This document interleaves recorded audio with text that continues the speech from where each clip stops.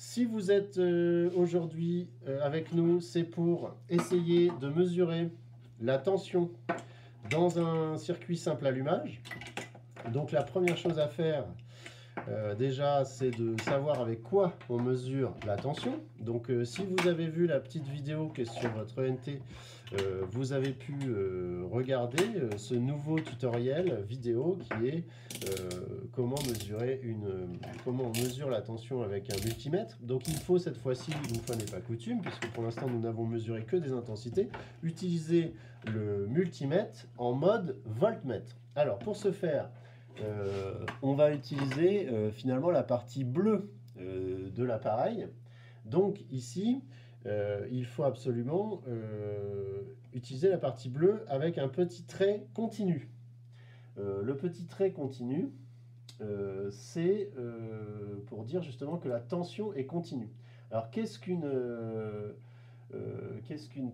tension continue? À l'opposé d'une tension alternative, c'est une tension qui est toujours la même. Donc c'est par exemple la tension des piles, par exemple des piles plates ou des piles rondes que vous avez dans vos télécommandes. C'est une tension continue. La tension alternative, c'est plutôt celle que vous avez sur le secteur, donc sur lequel vous branchez votre lampe par exemple, votre chargeur de téléphone ou autre. Alors, dans le téléphone, la batterie, elle aussi, est une tension continue. Donc, il y aura un petit dispositif électronique qui permet de convertir la tension continue, la tension alternative en tension continue.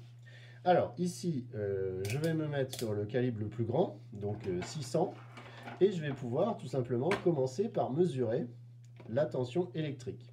Donc ici, pour cela, je vais me brancher la sortie du générateur sur le pôle V, la borne bleue, parce que je suis dans la partie bleue, tout comme quand j'utilisais les bornes rouges, je me mettais dans la partie rouge, et la borne commune, qui est toujours la borne noire.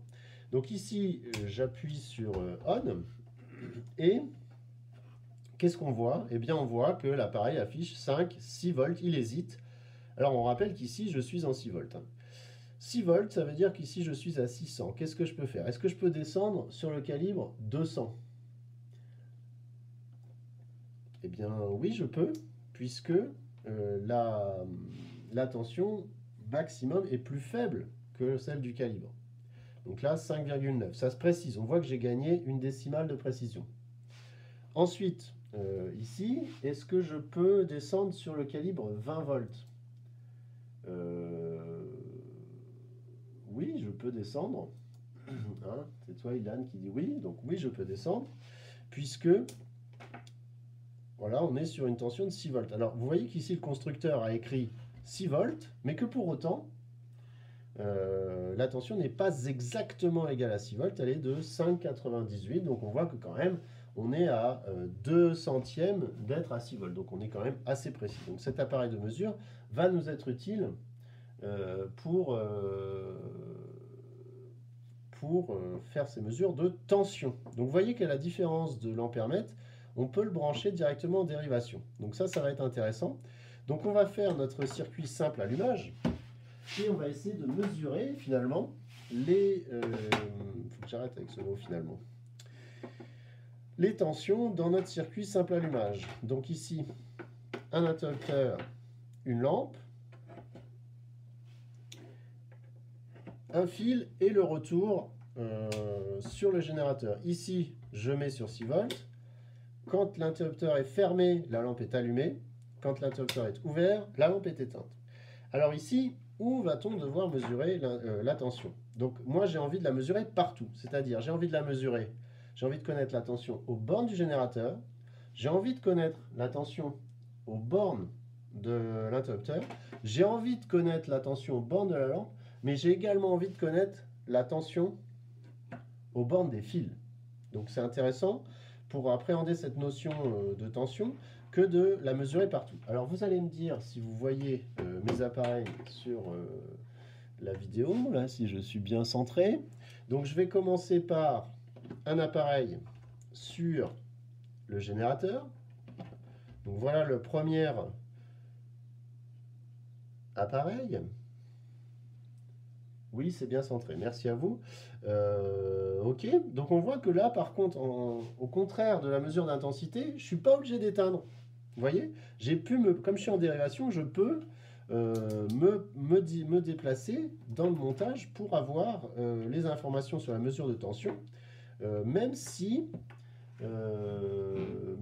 on n'est pas éteint. Voilà, voilà. Tac. Hop, là, je prends la tension aux bornes de l'interrupteur. Donc, quand l'interrupteur est ouvert, alors je vois bien qu'il est ouvert, hein, la tension aux bornes de l'interrupteur, elle n'est pas nulle. Vous la voyez, cette tension aux bornes de l'interrupteur? Ça, c'est étonnant. Alors que quand l'interrupteur est fermé, alors je sais bien que l'interrupteur est fermé puisque la lampe est allumée, la tension aux bornes de l'interrupteur est nulle. Donc ça, c'est à renseigner dans votre tableau de mesure pour la semaine prochaine. Je continue donc avec un autre voltmètre. Donc ici, je vais tenter de mesurer la tension, cette fois-ci aux bornes de la lampe. Donc attention à la borne d'entrée, hein, qui est toujours du côté plus du générateur, la borne de sortie, la borne commune, qui est du côté moins du générateur. Alors que voit-on? Ben, je recommence. Ici, je vois que quand la lampe est éteinte, la tension aux bornes de la lampe est nulle. Alors que quand la lampe est allumée, la tension aux bornes de la lampe est égale, alors quasiment égale, ici à 1 centième près, à celle du générateur, dans le circuit simple allumage. Alors que celle de l'interrupteur, qui lui est fermée, est nulle. Hein. Vous voyez ce...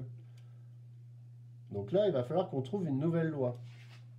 Alors, je vous avais dit tout à l'heure qu'il me fallait aussi mesurer la tension aux bornes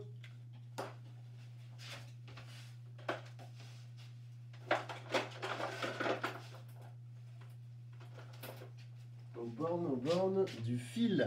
Donc, je suis allé chercher des petits câbles jaunes pour éviter qu'on les mélange. Vous m'entendez toujours? Faites-moi un signe. Bah, Thomas, tu tombes bien, tiens, ça va te faire des révisions. Donc on va mesurer la tension aux bornes d'un fil. Donc je place mon dernier appareil de mesure, le voyez-vous? Il y a un reflet avec la lampe, non? C'est pas génial. Sur le fil qui est ici,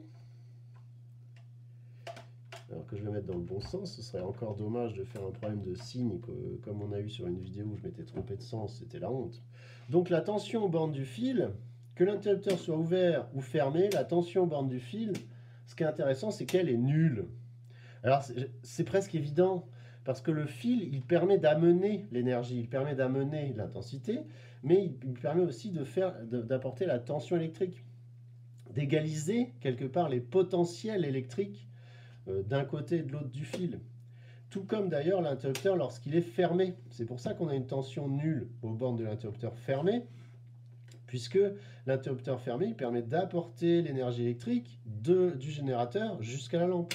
Alors que là, l'énergie électrique, ben vous avez vu, le générateur est allumé, donc il n'y a pas de raison qu'il n'y ait pas d'énergie puisqu'il est allumé. Mais comme j'ai ouvert ici, l'énergie ne peut pas aller là. Donc il y a une différence entre ici et là. C'est ça la tension électrique, la différence de potentiellement d'énergie électrique d'un côté, le générateur, et de l'autre, la lampe éteinte. Pourquoi il y a une différence? Parce qu'il y a un trou. Donc comme il y a un trou, il y a une différence de potentiel. Alors que quand je ferme l'interrupteur fermé agissant comme un fil, le fil agissant pour apporter l'énergie électrique d'un côté à l'autre, eh bien il n'y a évidemment pas de différence de potentiel d'énergie électrique. C'est pour ça qu'ici, je mesure une tension nulle. D'accord? Il n'y a pas de différence de potentiel, donc la tension est nulle lorsque l'interrupteur est fermé. Tout comme aux bornes du fil, la tension est nulle. Alors on pourrait, je vous le disais tout à l'heure, regarder, se déplacer sur les autres fils. Hein. Donc là, avec ce câble jaune, avec ces câbles jaunes, je vais venir, c'est là où ça va se compliquer encore, vous allez dire ah, c'est trop compliqué ce montage, mais oui c'est trop compliqué. Ici la tension aux bornes de ce fil là, elle est nulle aussi. La tension aux bornes, et là je fais toujours générateur en marche, hein, pas de problème, puisque je suis en dérivation. Alors il faut évidemment éviter de faire des courts-circuits et éviter également de faire des signes moins pour ne pas se faire moquer par les élèves puisque M. Jules aurait inversé les bornes de son branchement. Vous voyez qu'ici, toujours nul. D'accord? Donc, la tension borne d'un fil est nulle, alors que la tension borne de l'interrupteur dépend s'il est allumé, s'il est ouvert ou fermé. La tension borne de la lampe dépend si elle est allumée ou éteinte. Voilà pour ce montage. Je vous laisse faire remplir vos tableaux de mesure et faire vos premières conclusions. Et on verra la semaine prochaine à essayer de mettre autre chose qu'un interrupteur, peut-être une deuxième lampe, pour que vous puissiez peut-être faire vos premières lois de tension dans un montage en série. Merci d'avoir suivi cette vidéo. Et au revoir.